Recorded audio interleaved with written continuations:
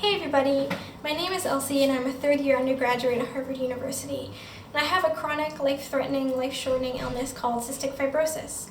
This is a full-body disease that affects mostly the respiratory and gastrointestinal tracts of your body and leads to complications like frequent infection, difficulty breathing, chronic pain, things like that, which basically means that I miss a lot of school. So I thought it would be nice to do a quick video talking about how I manage my disease here at Harvard and what I do to mitigate the fact that I miss weeks to months of school each semester. So without further ado, let's get into it. So the number one thing I do is self-advocate and communicate.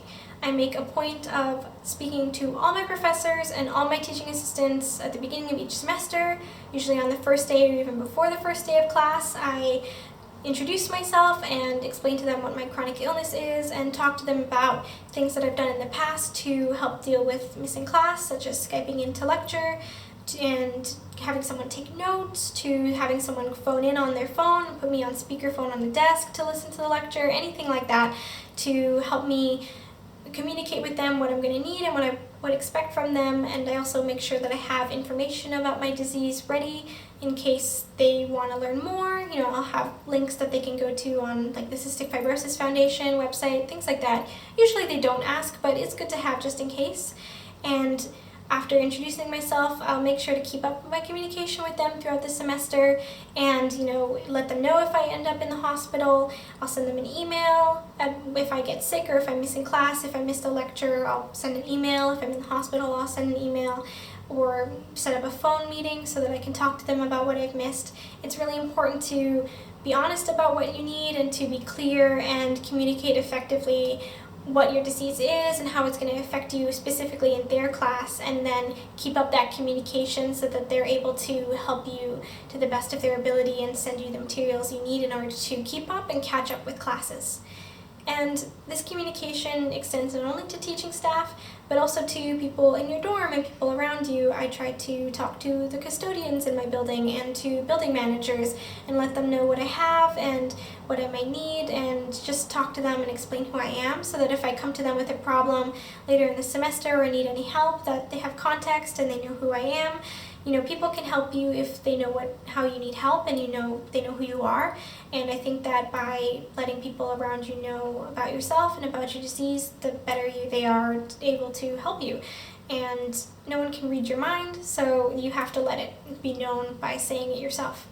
This also works with friends. It's good to keep your friends updated on your life and how your health is doing, and to ask them for help if you need help, because a lot of the times it can seem like you're ghosting people when really your body is just failing completely. So it's good to let people know, like, hey, I'm in the hospital, or hey, I can't talk because I've been sick, and people will help you out. Friends can pick up prescriptions for you and come visit you.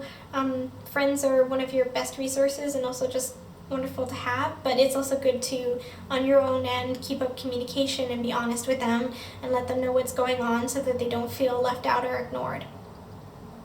I know that speaking about your disease can be really nerve-wracking, but trust me, it does get easier with time, and the more you talk about it, the easier it is to talk about it. And if you are someone who's really nervous and get super anxious trying to talk to professors and stuff like that, maybe try sending an email out before you go and speak with the professor in person. Bring a friend, have a little note card with all the things you need to say to them in your hands so that you can remember what you need to say, things like that. But no one can help you if they don't know how they can help you. So speaking with people is the most important thing. If you take away nothing else, remember that self-advocacy and communication is key to succeeding in any sort of work or school environment with a chronic illness. Now, the second thing I do is having a set of priorities and keeping them straight. For me, my number one priority is my health and well-being. My second priority is my schoolwork and my academic work.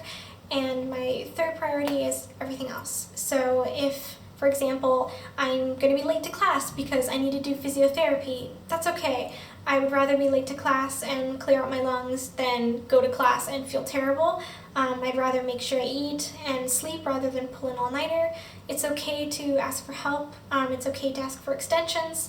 I know that there's a lot of times this attitude of academia that you need to push yourself physically to the absolute brink in order to get work done, but that's not always true. It's good to take care of your health first and then work as hard as you can on your schoolwork after. I try to keep it in that order and have my extracurriculars and everything else come after my schoolwork, because for me, I'm in school and school is the most important thing to me. Like, I love my friends, I like having hobbies, but when I'm in school, school is my priority after taking care of my well-being. And it's good to have downtime, you definitely need to have downtime, but you need to manage your downtime so that you're doing and taking care of your schoolwork first before anything else.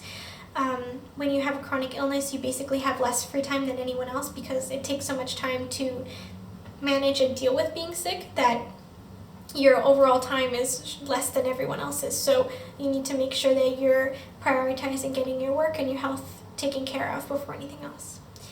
And so my third and final thing is to then be realistic and be honest about your limitations and working through them by being honest with yourself. So you need to recognize when there are things you can't do, and it can be frustrating, and you're going to have to grieve the things that as you get sicker you can no longer do, or the things that you can't do that your classmates can do, but you need to recognize that yes, you have a chronic illness, so you're not going to be working always at the same level as all your peers, and that's okay. The fact that you're at college, at high school, having a job with a chronic illness is an achievement in and of itself.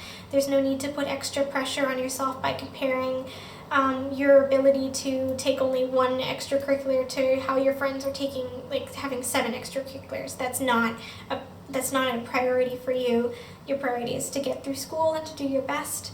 And you do what you can, but you're not always going to get straight A's, and you have to forgive yourself for that. I'm still working on that. I still get really frustrated when I don't get the grades that I want to, but you need to take a step back and recognize that you're not, you have less time, your health affects your overall well-being, and it stops you from being able to complete everything to the same degree of quality as everyone else, and it affects your timing and your ability to take tests and things like that. But yeah, that's essentially what I do. I make sure I communicate my needs and explain my chronic illness to people around me, including friends and teachers. I make sure I have my priorities in order, and which means making sure I take care of my health and then working on schoolwork. And I'm honest and realistic about what I can and can't do, even if it means, skipping out on things that I enjoy, such as a concert or stuff like that, in order to take care of my health and get my schoolwork done. So I hope that was useful for you. I hope that helped you think a little bit about how you manage your own chronic illness. And if you have any questions or want me to talk about something else in particular further, please let me know down in the comments, and I'd be happy to do so. I hope you guys have a great day, and I'll talk to you soon. Bye.